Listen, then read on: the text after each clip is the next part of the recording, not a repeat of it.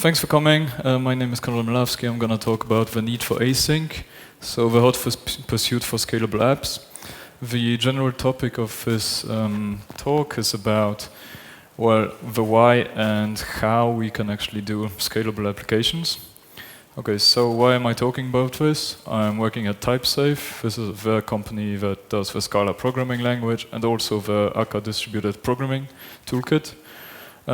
It is also usable just on one node for concurrency, but really the focus is distributed systems. Other than that, it's going to be a bit weird to point at stuff, so first left. So other than that, I've done a bunch of stuff in Cracow, including the Scala user group, the Geekon conference, which ended, well, last Friday, lasted for 3 days. And it's an annual thing, and other user groups in Cracow. So I do need a very quick show of hands, like, am I talking to developers, or am I talking to ops guys, like developers? Are you Java guys, or are you random? Okay, so a mix. And do we have ops guys? Okay, so also a mix. So I'll try to appeal to everyone. So firstly, why do we need scalability?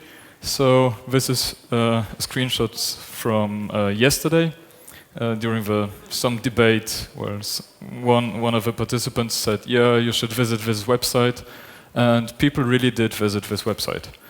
Well, it didn't really scale up to, well, I don't know how big the number of users was, but certainly I guess it was opening up a connection per every request to the database. Bad idea. So, back to the high-level idea of this talk. So I'm not going to talk about bit fiddling, which, yes, it can help with performance, or like low-level tweaks, or recompiling something with different C compiler flags. Yes, it's helping, but what you get from how you get a high-performing system is really thinking up front about its design and its core principles. That's a quote from Martin Thompson, a rather known performance guy in the JVM world. So this is the agenda. Yes, it's quite a lot, but it's going to be more like an overview, what we can do and what we do in order to achieve scalable applications. So firstly, I'm going to be talking mostly about asynchronous, right? But just a sanity check if everybody knows what synchronous means. So when I mean synchronous, I mean if I have someone requesting stuff from my system, there's one request coming in, then there's the response, and then another request. So the requesting guy is awaiting the first response in order to fire the second one. So this system is implicitly back-pressured, because if the server can't respond really fast, I won't be hitting him with another request right away because I'm waiting for the response. This is slightly different than asynchronous systems where you can just fire and forget a message. And you fire and forget the message. And yeah, I mean, he can respond even for the second request before he responds to the first one, because maybe already in the headers of the request, HTTP request, you see, yeah, this is not a valid request, and you can reject it. And maybe there's another request, and yeah, this is a valid request, but it's still faster to respond to that one than to the first one. For example, the first one is a big SQL query, and the third request here was a, I don't know, status question. Are you alive, right? You can answer that one more quickly. So as you can see here, there's another complexity added here. The responses come out of order, right? In the first model, you have first request, first response, second request, second response. In this model, you have like first request, then second request, second response, then third, and then lastly the first response. So this is a little bit burdening on how you design your application. So it's a bit harder, but why do we need it? What is the gain, right? I just showed you guys that it's harder, right? So what are we winning with this hardness? So firstly, I want to talk about the problem cases. I already explained one problem case, ordering. There's another problem case. So in asynchronous systems, and specifically this case, when you have a slow whoever is receiving data and a fast whoever is publishing data, I call them publisher and subscriber in this case, and there will be some buffering in between. This buffer is sometimes explicit, Like in Akka, the thing I work on, we have explicit mailboxes, so you'll really see this thing grow. But sometimes it's implicit, like I/O, not I/O, I mean TCP buffers, right? That's up to the operating system. It's configured on the operating system level. And also this buffer can be filled up. So, what happens if you fill up in such a system where the publisher is fast, the subscriber is slow, you fill up the guy's buffer? Well, it just goes over the top, right? So, what happens if it goes over the top? Well, multiple things. If you're smart enough, you will use a bounded buffer and you will drop the messages on the floor. This is what TCP does, right? And then you require, through some protocol, for these messages to be resent, if you need them to be resent. In TCP's case, you do need that. In UDP's case, you just drop the messages, right? No one cares. But sometimes you would rather, instead of dropping and then requiring the resending operation, to just never really have this case of having to drop messages. And yeah, this is the happy case. So whatever protocol I'm about to introduce, it should be not slowing down the happy case, right? Because if my subscriber is fast, my publisher is slow, I want it to go as fast as it can. So at the rate of this guy, right? Because I cannot produce data faster. So yeah, this is the other style of handling of buffer overflows. It means that your application basically dies, right? Some systems do that because they don't think about buffers, and then they have a problem. But some systems think that they will send this a negative acknowledgement. We call this NAC, and this means that if the guy notices that he's about to overflow the buffer, he will send a negative acknowledgement to the producer, meaning that, hey, would you mind slowing down a bit? Well, the only problem is, while it may seem like a solution, it's really not, because there's this inherent race condition between new messages coming in and this message going back to whoever's publishing the data. You can imagine these two guys talking over the network, right? Packet transfer, that's a synchronous system. So you have this race condition in your system now. So what do we have to do to solve this problem? Well, this problem is solved by basically switching over from push and pull models. I'm going to rush through this one because I want to talk about different solutions. So basically, if I know what my buffer size is, I know exactly how much space I have allocated for my buffers, I can tell to the publisher that, yeah, in this case, I'm ready to consume 3 elements. And it's up to the sides of the protocol to agree what an element means. You could also agree that a element means 1 kilobyte of data, or you could agree, if it's in memory, that 1 element means 1 integer. Whatever. It's up to the participants of the protocol. And now we are safe to send 3 elements, and we will never blow the buffer space of a subscriber. And he will just keep working on the queue and pull off messages from it. So when you then notice that you have, again, some free space, you can send again a request message. For example, 6. And then you can send some requests more again, right? So we sent 6, we sent 3 now, and the publishing side can accumulate this number. This actually allows for pipelining. So for example, if the publisher is operating in bursts, so the guy bursted a number of messages, but then he doesn't have any data. But we now have an empty buffer because we kept working on it, and we did signal asynchronously this stepwise demand, first 6, then 3. So now we know that we are ready to consume the sum of these requested elements, right? Because my buffer is empty, I have a buffer of 9 elements. And the guy can do the same, so he can, as fast as he can, if he gets, for example, 5 elements from the upstream, like he just produced 5 elements in a single go, he can signal 5 elements right away without asynchronously, again, scheduling some question, are you ready, are you not ready? Which is sometimes how protocols like this are built. So, yes, I want to mini-pitch a implementation and specification of this, because this is something I've been working on for the last a year or so. And we have a number of implementations. So if you're curious about how we want to solve, by we mean Red Hat, Pivotal, Twitter, or Oracle and Typesafe, and that's the implementations, we have all agreed on a implementation specification of how to solve back pressure. And surprisingly, this was the biggest question I would get when helping Akka customers, because it's easy to kill your servers with an Akka application, because we are crazy fast, but maybe your downstream, which would be a, I don't know, PDF generating something, it wouldn't be that fast, and people would get the back pressure wrong. So now there's a specification for that, and a number of implementations which help you do the right thing in an easy way. Well, easy, simple. So, I'm going to jump topics a little bit. We talked about back pressure, so it's, again, a problem that appears if you have an asynchronous system. You don't really care about it if you have a synchronous system because it's kind of implicit. It's just magically there because you're not sending more data before you get a response, right? But let's talk about, well, both a problem and a win of asynchronous messaging on a single node.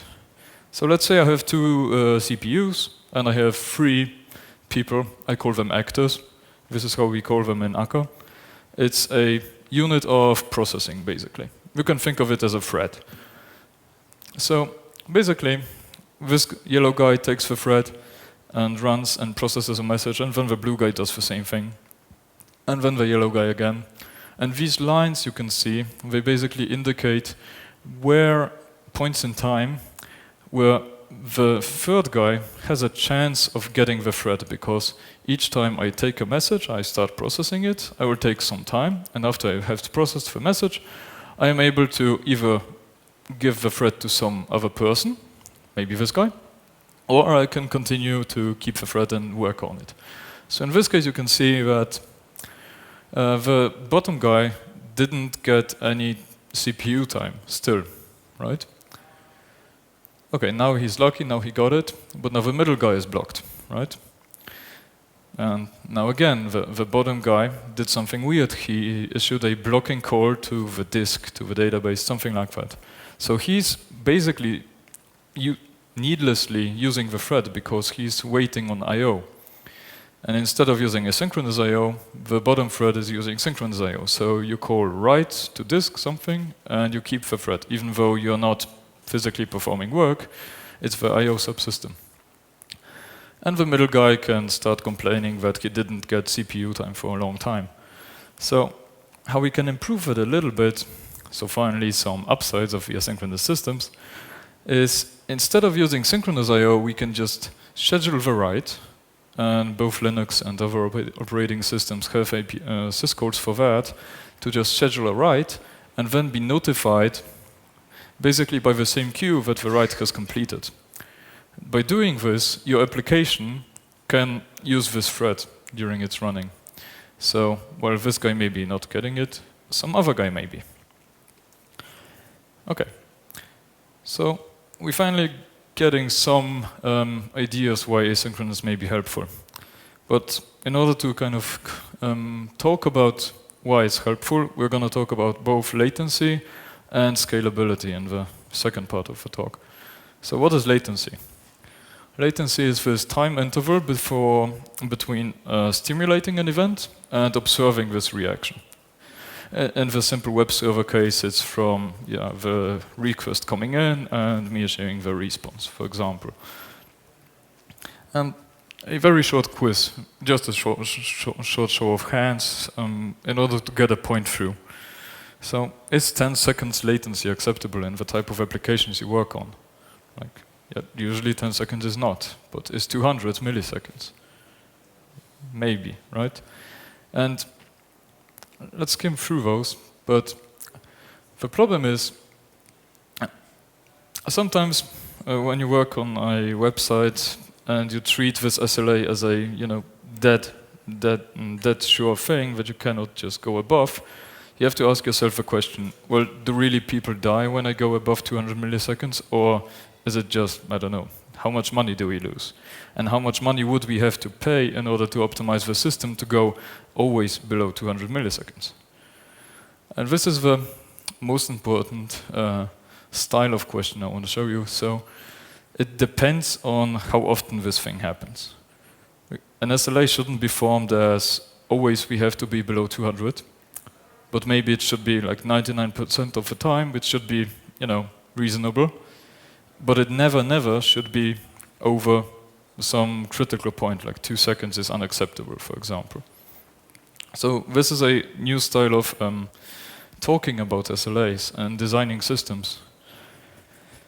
And also, a quote, sometimes developers measure, for example, average time, and then they decide, yeah, so the 99th percentile is something.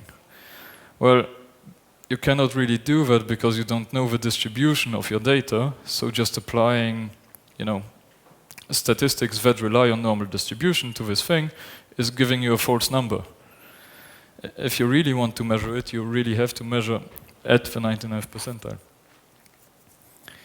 There are, of course, more probabilistic models which give you the how sure are we that it is below a given threshold, but it is not a concrete number. So, this is another way to measure things. So, these are hiccups. So, a hiccup is something that everything is fine in the system, and suddenly there's these horrible spikes which take hundreds times of more per request. A more interesting way to draw this, it's the same data, by the way, but you draw, here you have the percentiles. I guess this is a bit small to read, so this is going from 0% to 99.999%, right? And you draw the latencies on this graph, and that's the blue things. And already you can notice that this system is exhibiting, well, 3 kinds of behavior. Here it doesn't really happen. Here it's having some behavior, and here is some inflection point where the system is starting to behave worse and worse, right? So maybe you have to look at this and try to see some patterns, like why is it behaving like that? So maybe you know something from your childhood, maybe it looks like an elephant, but sometimes it looks like, maybe you recognize that, oh, by the way, I think that we have this cache, and maybe this cache is, overflowing and it's getting evicted too much in a number of requests when it's getting hit by really a lot of requests. So you can see more of a behavior, and this is just a point. And here you have this behavior that it's in this phase, in this mode, the entire system, right? So this is how you want to measure latency. If you want to see more about this topic, there's an entire talk just about this graph, basically, linked in the bottom. Next topic. So, concurrent versus lock-free versus wait-free. So, is anyone in this room familiar with wait-free algorithms? Lock-free algorithms? Not much? So, because I want to explain the difference. So, a concurrent algorithm, this is something that can happen in a concurrent algorithm. So A takes a lock, A and B and C are here threads, right? And they try to write to some concurrent data structure. For example, it's a queue, or it's just a variable that you want to safely read and write from. So a very naive way to implement a concurrent data structure is to take a lock, do the write, and then unlock it. Well, of course, I hope you see the problem. The problem is over here. Oh. Is it? Please? Yes. So the problem is wasting time, right? Because if you take a lock, it's going to take time, then no one else can take the lock, and basically you've wasted a lot of CPU time because these threads will be waiting on the lock.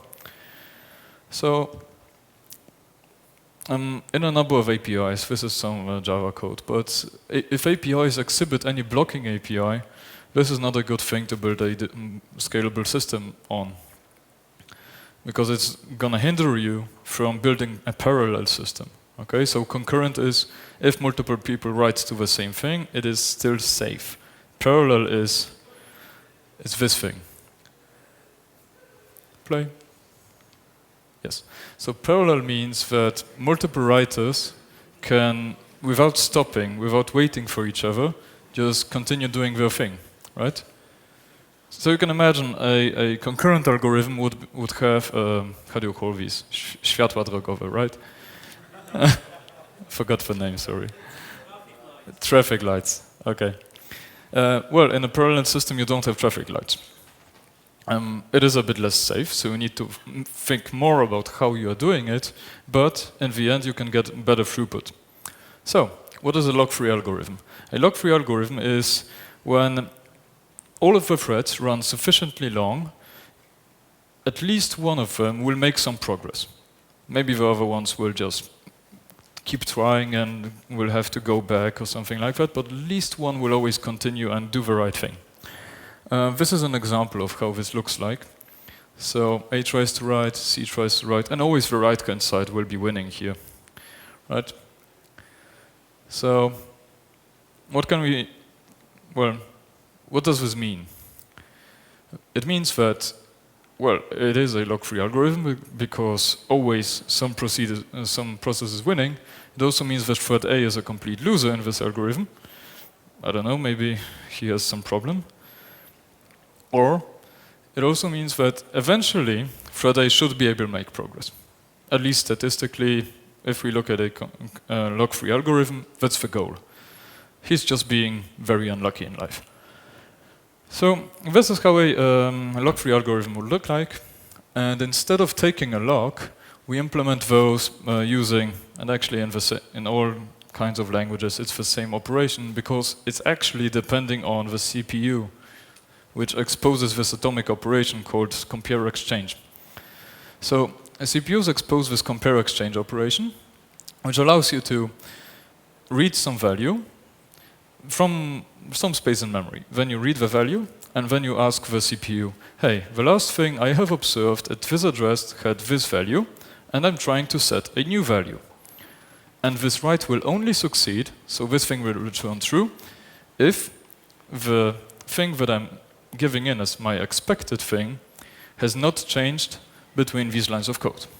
So what is the atomic guarantee here?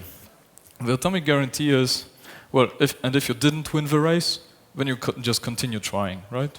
Until the end of time, until I finally do my write. So like in the previous example, thread A will be retrying and retrying until he's successful. So how does this look more graphically? So two threads are reading the value, they are appending something to the list, and then they try, well, concurrently. Turns out thread 2 was faster this time. They try to compare and set this value. And they compare the gray thing, and yes, because no other operation has been done here, the gray compare is true. So the write completes successfully. Whereas the compare and set from the blue thread is not successful because this was an atomic operation, and yeah, from here we already have this yellow-gray list. So thread 1 will retry again, and because there's no other writer, we will win this time. So this is the while compare and swap is not successful loop. This is pretty typical in many parallel systems. But there is one other way to do this. So you can guarantee that in a bounded number of steps, each of the processes will make progress. Only problem with that one is a lot of code, a lot of really hard code, and usually you need to read a paper to actually understand the code. I just wanted to highlight that we can go better and faster than just lock-free. So in order to build any kind of real-time-ish systems, you need to go to wait-free systems. So let's talk about I/O, and NIO, and zero. Hope you get the pun. But the pun is basically, where the hell is my event loop? So when I was preparing this talk, I talked with a friend from Typesafe. He did a lot of stuff in the GNOME project. So when you get a desktop GNOME Windows system developer and you show him some Java Enterprise, well, where's my main loop? And surprisingly enough, in order to go performant with many things, we need to drop down to event loops and more reactive systems that react to events. So let's talk about how this maps to I/O. So, guys, you know what user space is, what kernel space is? Okay, a little bit. Ooh. So, user space, is basically where your applications run most of the time. Kernel space is direct addressing of any point in memory, direct access to any hardware interrupts, basically the God mode of computing. Well, there's two problems with that. One problem is that going from one mode to the other mode costs a lot of time. These are so not the freshest data points, but still kind of showing how much time it takes to switch this mode is above 400 nanoseconds, at least on a P4, and this is not getting better. Why is it not getting better? Because this is a hardware thing. It is not the Linux kernel doing the switch, and yeah, now in this mode. It is actual sending a command to the CPU, which has to do the memory space remapping. So it's going from this protected user mode land to direct addressing. And this is actually a physical operation on the CPU. So when does this happen? Well, this happens every time you do, for example, I/O. Why does it happen? Because read and writes are not performed in user space. They're actually just a syscall, and then the kernel does the read and write in your behalf, and then it gives back control to your program. So this is this spot. So in this case, in order to read and write the same piece of data, we perform 4 switches, right? So 4 times this delay of doing the switch. And it's actually only getting worse. If you look at the buffer space that is needed to perform this operation, so this is just a copy. I just want to copy one file from, well, in this case, to the TCP socket, but I'm just taking the same piece of data, and in this case, I need to read it from disk to a kernel buffer. Then I need to copy it over to a user space buffer. Then I need to copy it over to a kernel space buffer, because only from the kernel space buffer I can access the TCP socket and write to it. And again, the kernel is doing this on my behalf. So there's a lot of useless copying going around that we could avoid. And of course, this is not a new thing. It's been developed quite some time ago. In Java, it's called NewIO since 2004, but it's been around a bit longer. So what NIO, or on Linux AIO, asynchronous IO, does is you tell the kernel, hey, would you mind reading this thing for me? And you get a callback with both the data, and yeah, it's still doing the same amount of copying, but the user space is not blocked. So if you remember the previous example with the 3 actors, now these guys are not blocked. So there's yet another way to do this smarter, which is the send file operation, also known as the zero copy of the Linux kernel. So this is, yes, this is a blocking operation, but what it does, we avoid the copying of the data. And copying, you know, just for the sake of copying, let's avoid it whenever we can. So this just means that you give 2 file descriptors. The second or first could be a TCP socket, for example, and you tell to the kernel, would you mind copying this data for me? And this means that while we never regain control in user space, we never copy the data around. So we do less useless work. When I first saw this, I kind of enjoyed it. So, another problem, different problem. This is a scalability problem. So SittinK stands for 10,000 concurrent connections, and it actually has maybe 12 years or so. So it's not a new problem. But it focuses on the scalability aspect. And there's 2 things about the SittinK problem. One is the good old HTTP, 1 thread per 1 request model. It just doesn't scale for 10,000 connections. Well, maybe on today's hardware you would be able to, but now we have the 1 million concurrent connections problem. So that's the challenge.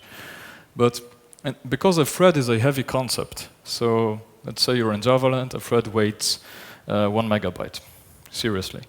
So in Akka, when we start actors, so this is our concurrency atomic building block, an actor is weighing 40 bytes. And basically they do the same thing. They allow for concurrency and parallelism. Only that an actor will reuse existing threads instead of starting new ones. So that's one thing. You cannot really scale if 1 unit of however you are handling one thing weighs a megabyte, because that's going to be 10 gigs of memory just for the infrastructure. And the other thing is a quite surprising one, and it's about the complexity of algorithms which are well fired off on each and every request, or maybe even more often than that. So the select and pool problem is, again, Linux kernel things. Poll is a Linux kernel. Would you mind telling me which of these connections have data to read from? And the kernel says, hey, here's the file descriptors. It writes in your file descriptors, and then you have to go over the entire array and ask every file descriptor, hey, do you have data? So you see, this is a ON operation.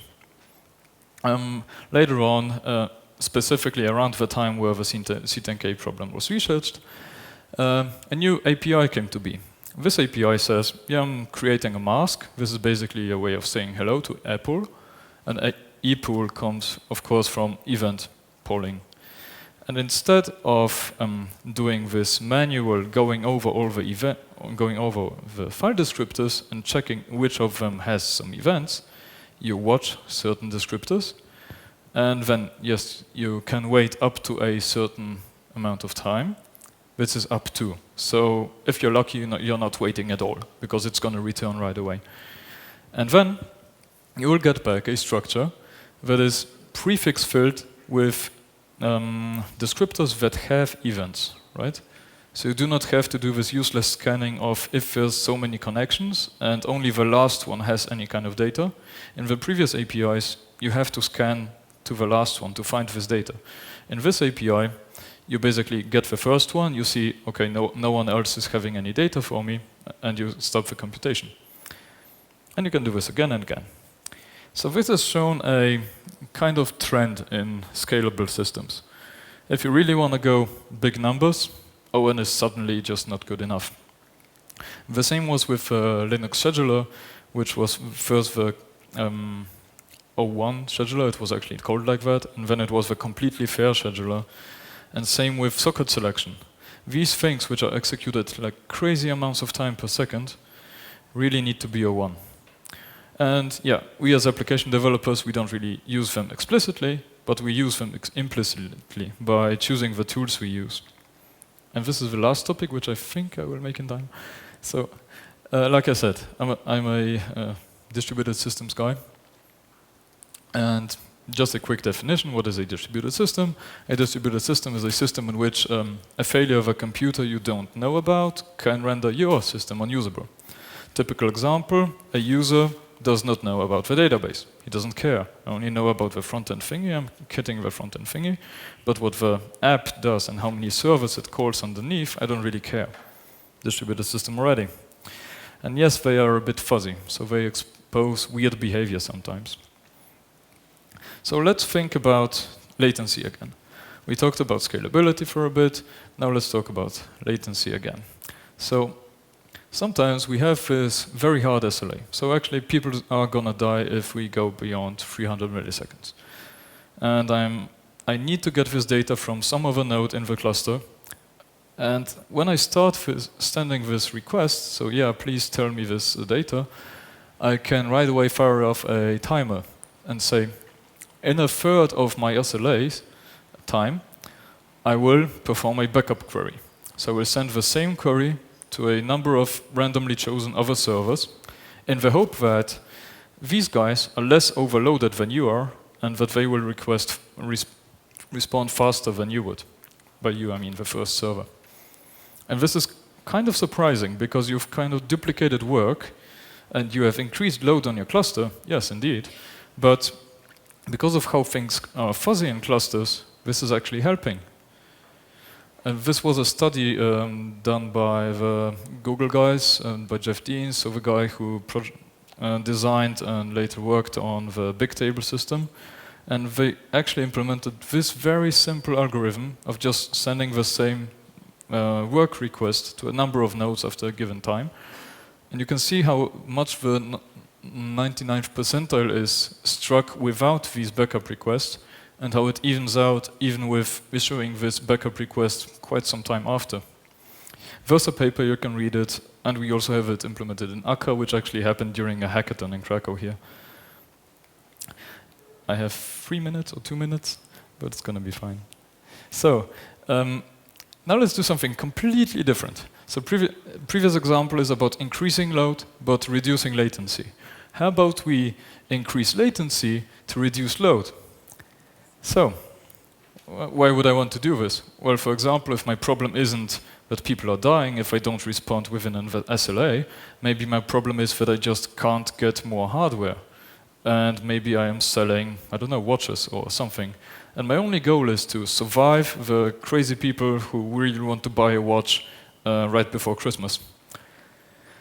So if crazy people, free people, are requesting for the show me the watch page, and it's gonna be the same data, at least I can expect it to be the same data, I can collapse this data given a timer. So for example, every 10 milliseconds I will be collapsing all similar requests into one request, and I will send this one request and then respond to the three guys with this one response that I got from the backend server.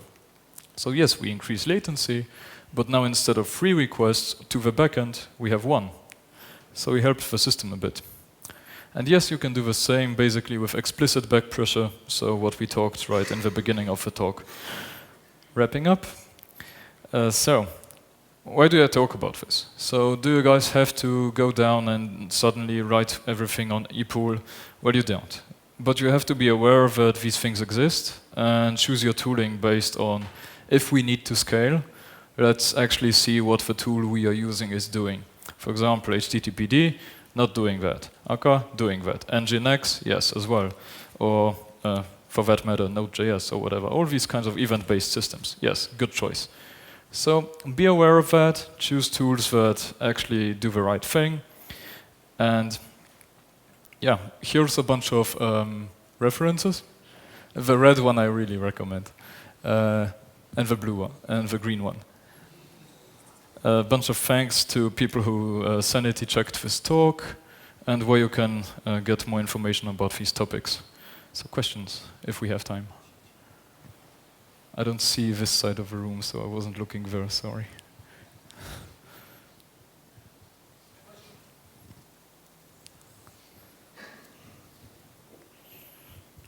How come among the people who actually checked this talk you have Antoine de Saint-Exupéry, who is the author of Little Prince? Sorry?